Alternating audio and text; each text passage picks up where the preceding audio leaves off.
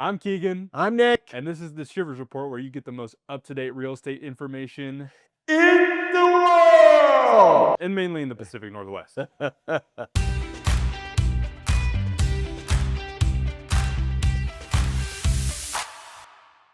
What are some of your biggest predictions for 2026 and what it's going to hold? Number one, we will not see a real estate value crash. That's my first prediction.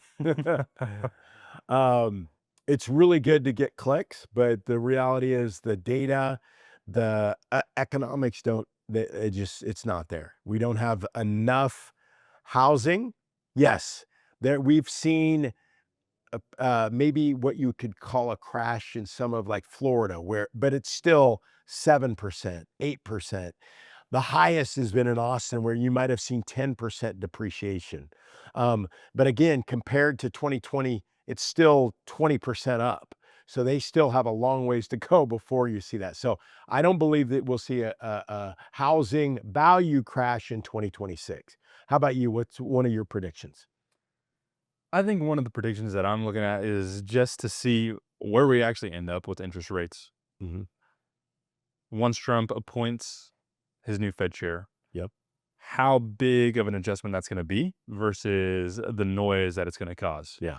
So are we going to see that adjustment once that person is appointed beforehand, before he even gets in there, if he starts talking news articles, all that stuff, Mhm. and if the market takes that into account? Yep. Or if once they get in, if we actually start seeing those major adjustments along with the noise that comes with the news and the articles and all that stuff? You're starting to sound like a politician because I asked you the question, what's your prediction? You didn't give me one. What is your prediction? Um, I think we see high fives next year in the interest rates. I Okay. think we see Okay. that.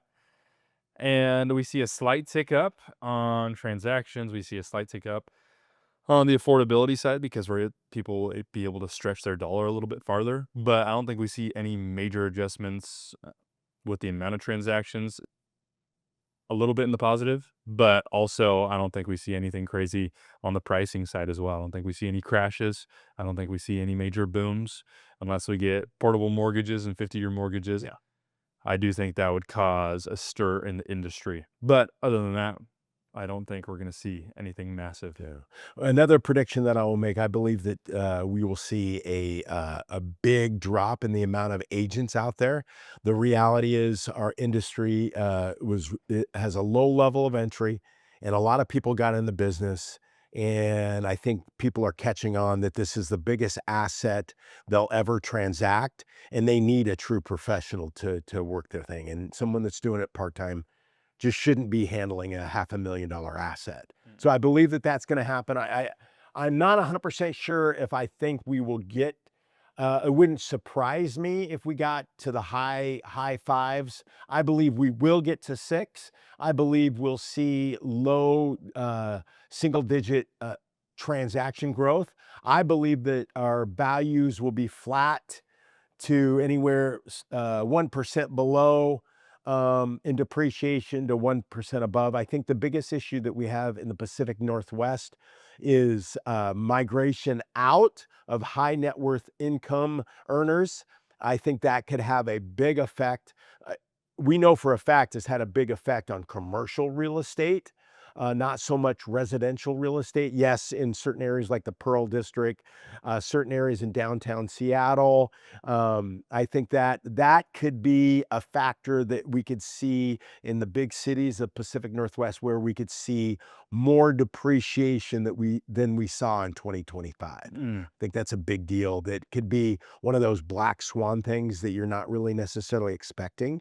We could see something a little bit different than just 1 to 2% depreciation.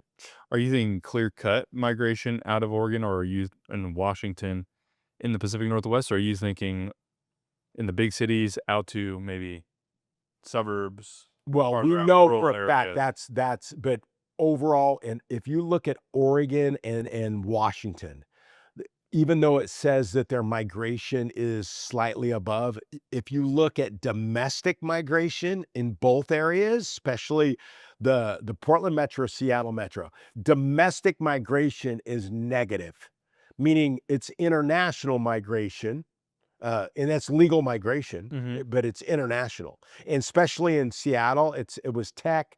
Portland, the same thing. Portland, a lot of medical and stuff like that. So um, the reality is, historically, that's not good for tax base. We're already starting to see a shortfall in the Seattle Metro, Portland Metro, and shortfall for tax base, Mhm. and that could be a problem down the road. Yeah. Who do you think benefits most in 2026? Buyers, sellers, or investors? Great question. I think buyers will continue to have a little bit of an upper hand. Mhm. I do believe there'll be a little bit more stress in the market. So on the investment side, I think there'll be some more opportunities on that end, because specifically labor market is getting a little softer than it has been. Mhm, mhm. Where do you think investors stand in that? Yeah, I think there's just gonna be more opportunities for investors. Yeah. The reality is less than 2% of homes are bought by investors in the Pacific Northwest. So the big boogeyman that I mean, I've seen it out in social media, that it's because investors, that's why home values are so high. That's just not true. If you like this video, like, subscribe, and for any real estate information in the Pacific Northwest, we got you covered.